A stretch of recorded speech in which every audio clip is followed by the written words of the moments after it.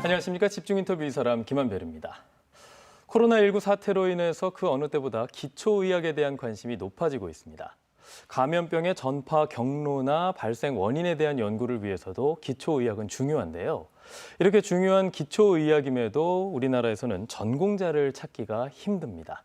그래서 오늘 집중 인터뷰 이 사람에서 박한수 교수를 모시고 우리나라 기초의학의 현실, 그리고 대한민국 인재들이 다양한 도전을 해야 되는 이유 등에 대해서 얘기 나눠보겠습니다. 안녕하십니까? 안녕하십니까? 네. 교수님 지금 한창 바쁘실 텐데 코로나19 때문에 많이 좀 변경이 되고 또 미뤄지기도 했고요. 요즘 연구나 강의는 어떻게 하고 계십니까?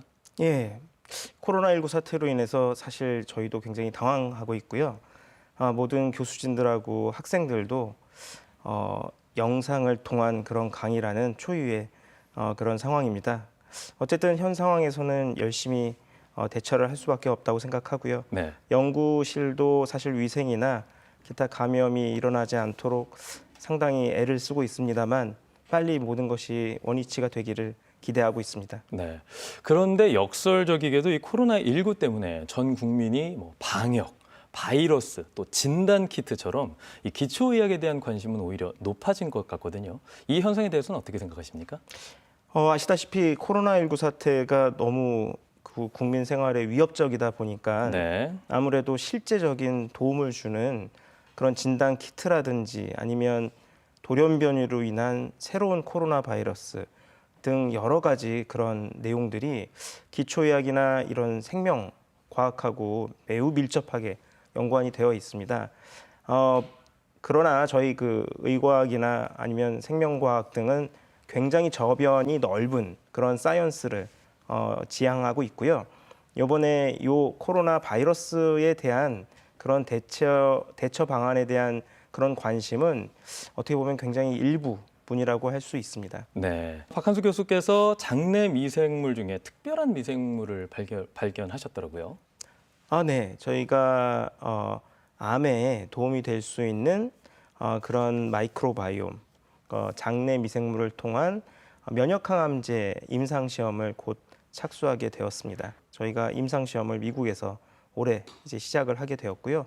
이와 같이 특정한 질환에 굉장히 유익한 균들을 발굴하고 그리고 도움을 줄 수 있는 그런 치료제를 개발하는 것이 저희의 앞으로 가는 방향이라고 말씀드릴 수 있습니다. 네. 네. 제2의 게놈이라고 불리는 마이크로바이옴. 예. 이게 활용된다면 어떤 분야에 활용되는 건가요? 사실 마이크로바이옴이 나온 지는 한 10년 조금 더 된 정도긴 하지만 사실상 장내 미생물이나 저희가 익숙한 요구르트, 프로바이오틱스 등은 그건 압니다. 예, 굉장히 저희하고 밀접하고 오랫동안 친근하게 저희가 복용을 하는 그런 제품이기도 하고요. 네.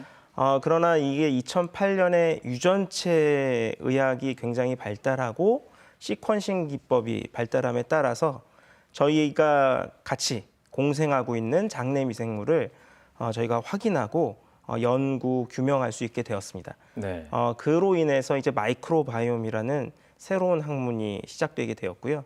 지금은 잘 아시는 줄기세포 등과 필적할 정도의 굉장히 커다란 그런 인더스트리를 형성하고 있고 더 커질 것으로 생각하고 있습니다. 네. 창업을 하셨어요. 네, 맞습니다. 네. 어떤 회사인가요? 2015년에 제가 창업을 했고요. 네. 마이크로바이옴을 기반으로 하는 그런 일단 첫 번째는 면역항암제 그리고 치매라든지 뇌졸중 같은 여러 브레인 관련된 질환들, 신경계 질환들 그뿐만 아니라 이제 코스메틱스라고 할 수 있는 피부 마이크로바이옴을 바탕으로 한 새로운 어떻게 보면은 좀 건강한 피부를 위한 다양한 제품화를 시도하고 있습니다. 서울대 의대를 나오셨고요. 예. 주변 동기들은 아마도 그 의사의 길을 네. 많이들 가셨을 거라는 생각이 드는데 동기들이 레지던트를 할 때 기초의학을 선택하셨습니다. 맞습니다. 이유를 여쭤봐도 될까요?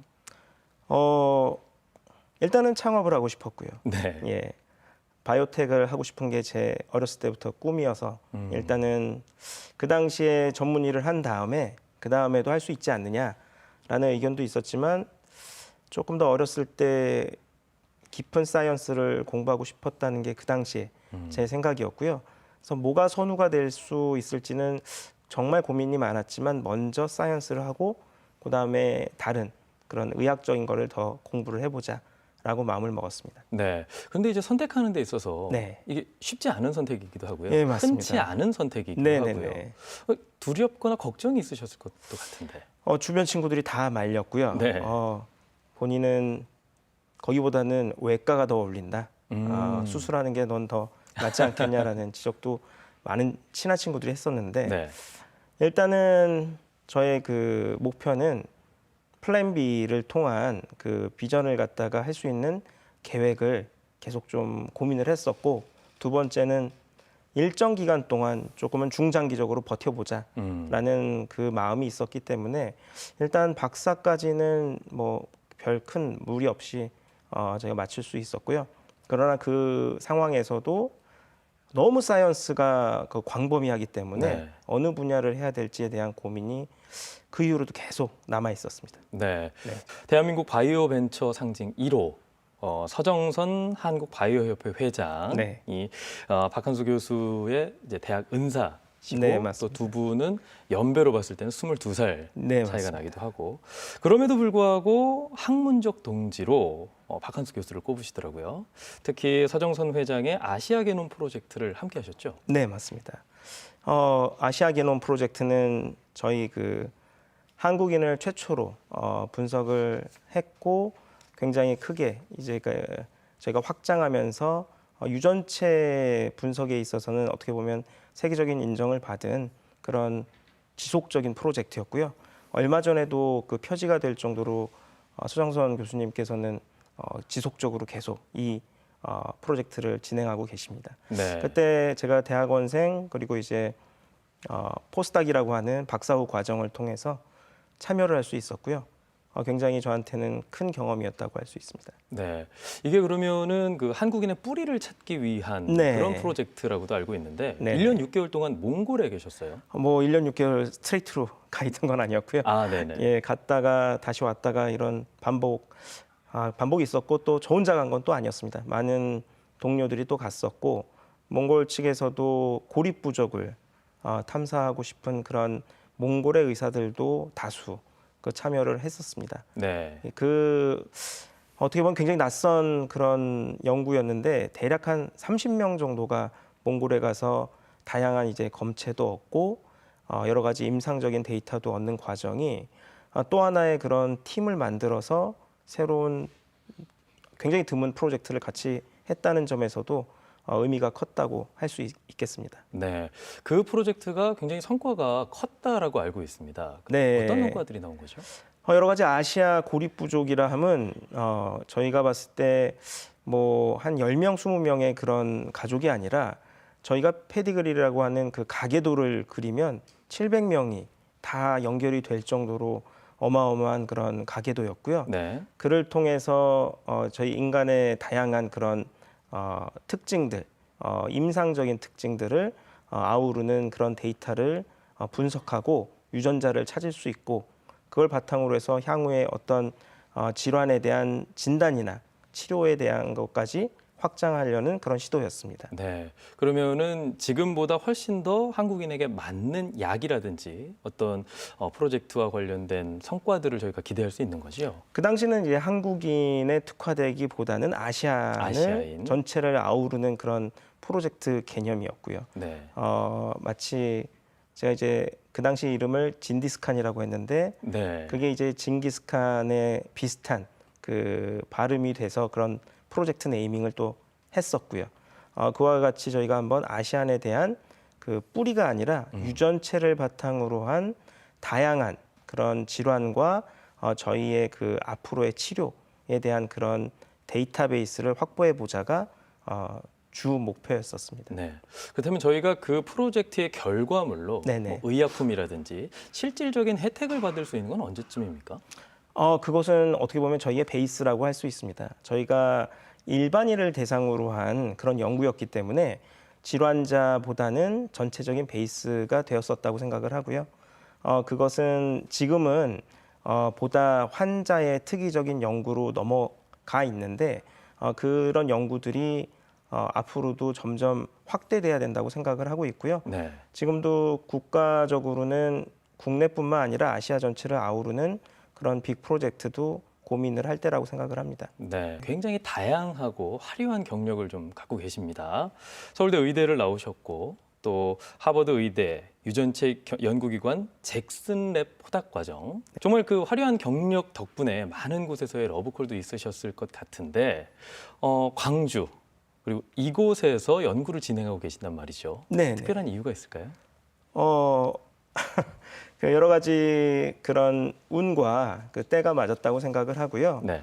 아무래도 광주과학기술원은 국내뿐만 아니라 또 해외에서도 인정받는 그런 아주 유수의 그런 대학이고 또 특성화 그 대학으로서의 그 가치가 무엇보다 뛰어나다고 생각을 합니다. 저희가 혼자 뭐 이렇게 하는 게 아니라 또 저희의 파트너들 그리고 많은 그런 인재들이 같이 연구를 진행을 해야 되기 때문에 이와 같은 광주과학기술원에 오게 돼서 정말 영광이었고 개인적으로도 그렇고 그리고 이제 저희 그 학교 많은 동료들이나 학생들을 위해서도 어떻게 하면 더 도움을 줄 수 있을지 그게 이제 고민이라고 할 수 있습니다. 작년 같은 경우에 서울대 의대에 처음으로 창업 과정이 만들어지기도 했습니다. 네. 그래서 의대라고 해서 모두 다 의사가 되는 게 아닌 보다 다양한 과정과 또 도전 분야가 생기는 걸로 알고 있는데 이런 현상들에 대해서는 어떻게 생각하십니까? 개인적으로는 굉장히 긍정적으로 생각을 합니다. 미국 같은 경우는 보다 활성화되어 있고 많은 유수의 대학들이나 병원들에서의 그런 기술료, 라이센스를 통한 그런 기술료가 굉장히 국내에 비할 바가 아니게 많습니다. 네. 많고 그런 것들이 어떻게 보면 진짜 융합의학 그리고 4차 산업의 그런 테두리 안에 들 만한 것들이라고 생각을 하는데 지금 국내 여러 가지 그런 문화가 의대를 가면 좀 의사가 될 수밖에 없는 여러 가지의 그런 문화가 있지 않나라는 생각이 들어서 많은 학생들이 좀 더 개방적이고 도전적인 그런 자세로 할 수 있다면 굉장히 국가를 위해서도 좋지 않을까 기대하고 있습니다. 네, 실제 창업으로 이어지는 경우가 많이 있습니까? 이제 시작이라고 생각할 수 있고요. 지금은 대부분 교수님들, 의대에 계신 교수님들하고 연구원들이 진행을 하고 있으나 향후에는 학생들도 어리지만 할 수 있지 않을까 기대를 하고 있습니다. 네, 이게 뭐 직접적인 비교는 좀 힘들겠습니다만 하버드 의대 같은 경우에는 절반 이상이 그 포닥 이후에 뭐 창업을 한다 아니면 다양한 분야로 진출한다라는 네. 통계가 있을 정도니까요. 네. 우리나라는 비교했을 때 어느 정도입니까? 우리나라는 일단은 아직까지는 아카데미 그러니까 학계에 더 많은 사람들이 있다고 생각을 하지만 네. 국내의 다양한 그 그러니까 제약회사라든지 바이오텍 회사들이 점점 활성화됨에 따라서 그런 찬스도 높아질 거라고 생각을 하고요. 그런 인식들도 점점 더 유연하게 되지 않을까 싶습니다. 대학을 선택해야 될 때 많은 인재들이 이제 의대를 가는 경우, 그래서 네. 너무 이제 의사 쪽으로, 의대 쪽으로 너무 많은 학생들, 인재들이 간다라는 식으로 우려하시는 부분들도 있잖아요. 네. 교수님께서는 좀 다른 생각을 갖고 계실 것 같은데. 바이오 헬스케어 전체적인 그런 저희가 산업의 구조를 보시면 지금까지 자동차, 화학, 반도체를 그 세 개를 다 합쳐도 곧 능가할 정도가 됩니다. 그 네. 변곡점에 다다르고 있고요. 그만큼 바이오 헬스케어에 많은 사람이 오는 건 저는 긍정적이라고 봅니다. 네. 단 긍정적인 그 상황을 모두 다 의사가 되는 것보다는 가끔은 좀 고개를 돌려서 창업이라든지 이 바이오 헬스케어에 다른 인더스트리가 존재하고 있다라는 것을 조금 더 인식을 할 수 있게 된다면 많은 그런 도움이 되지 않을까 그렇게 생각하고 있습니다. 그런데 대학이나 학과를 선택하기 전에 네. 방금 교수님이 말씀하셨던 그 분야를 알 수 있을까요? 지금은 뭐 인터넷도 굉장히 네. 발달돼 있고 모든 것을 다 구글링을 통해서 찾아볼 수 있는 상황인데요. 의지가 문제고 분위기가 또 문제라고 생각을 합니다. 얼마나 그런 거에 있어서 반대하지 않는 장려까지는 아직은 좀 어려운 것이 너무 그 보수적으로도 그 부모님들 세대나 이렇게 바라볼 수 있다고 생각을 합니다. 그러나 점차적으로 더 큰 비즈니스나 이런 것이 가능하다는 걸 알게 되면 많은 사람들이 또 그쪽으로 지원을 하고 또 창업의 길이 열려지지 않을까 기대하고 있습니다. 네. 우리 사회의 분위기를 네. 말씀하셨는데 그렇다면 이제 젊은 인재들이 다양한 도전을 하기 위해서 가장 먼저 우리 사회에 어떤 분위기가 조성돼야 될까요? 다양한 분야가 다 가치가 있고 또 그것을 갖다가 인정하는 네. 그런 사회 구조나 아니면 그 경제적인 지원도 필요하지 않나 생각을 하고요. 네. 현실적으로 봤을 때 여러 가지 연봉의 구조라든지 급여의 그런 상황을 보면 현실적이라고 할 수 있습니다. 의사가 되는 것이 왜 많은 사람들의 그런 목표인지 굉장히 쉽게 알 수 있지만 그거보다 더 클 수 있는 그 비하인드에 숨어 있는 인더스트리가 무엇인지를 저희도 좀 적극적으로 전달하려고 노력하고 있고요. 네. 그런 것들이 이 바이오 헬스케어 인더스트리의 앞으로의 그 큰 힘이 될 거라고 생각을 합니다. 네. 말씀하셨지만 다양한 분야의 인재들이 가서 창업을 한다든지 도전을 하는 것도 중요하지만 네. 창업을 해서 어떻게 하는지도 굉장히 중요하지 맞습니다. 않습니까? 네. 네. 창업에 있어서 경영보다 기술력을 강조하신다고 네, 들었습니다. 맞습니다. 어떤 의미인가요? 사이언스라고 하는 것은 사실 저희가 학계에서 대학을 통해서 대학원을 통해서 배우고 있습니다만 인더스트리는 사실 갭이 굉장히 큽니다. 네. 그 어떻게 보면은 인더스트리는 조금 더 현실화된 그런 목표 지향을 하고 있고요.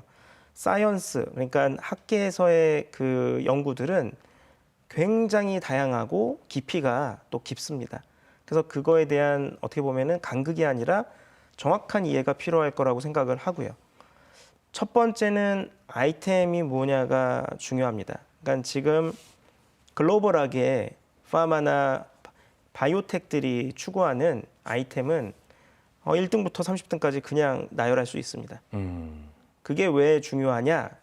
인더스트리는 굉장히 중요합니다. 그것이 현재 실제적인 제약으로 발전할 수 있는 그 가치가 거기 투영되어 있기 때문에 그 아이템의 순서는 너무너무 중요하고요. 그러나 학계는 그렇지 않습니다. 학계는 다양성을 더 추구하기 때문에 네. 다 중요합니다. 다 가치가 있고 깊이 있는 그런 연구가 앞으로의 그런 제약 산업으로 연결될 수 있는 기본이 될 수 있고요. 네. 근데 이 갭을 갖다가 정확하게 이해를 해야 될 것 같고요.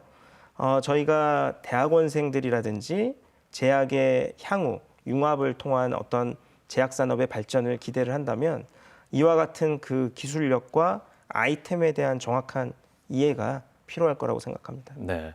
그런데 이제 창업에 있어서 네. 창업이란 단순히 뭐 돈을 번다든지 개인의 성공이 아니라 또 다른 가치가 있다라는 걸 강조하는 걸로 알고 있습니다. 네. 국내가 어떻게 보면은 지금 여러 가지 경제 상황도 어렵지만 제가 이제 학생들한테 말해 주는 것 중에 하나는 한 번은 외국에 가서 장기간 있어 봐야 된다. 외국에요. 예. 그것도 가장 탑 레벨인 사이언스가 진행되고 있는 곳에 가서 연구를 해보면 별거 아니다라는 것도 알 수 있고 그들과의 그런 경쟁심도 더 확실하게 느낄 수 있다고 생각을 합니다. 뭐냐면 지금 저희가 이 진행하고 있는 이 광주라는 곳이나 한국이라는 곳이 미국의 가장 바이오 메카인 보스턴이라든지 뉴욕이나 실리콘밸리 못지않게 충분히 그 가치를 저희가 창출할 수 있다고 생각을 하고요. 거기에 대해서는 바로 전에 말씀드린 저희가 가는 방향과 아이템에 대한 정확한 이해 등이 바탕이 되면 굉장히 그들에게도 이해하기가 쉬울 거라고 생각합니다. 네. 그 창업에 있어서 저희가 생각하는 것보다 조금 더 큰 가치를 공유하신다는 생각이 드는데요. 네. 그래서 그 교수님께서는 연구 성과나 이런 것들을 공유하고 계시잖아요. 네. 같은 맥락입니까? 맞습니다.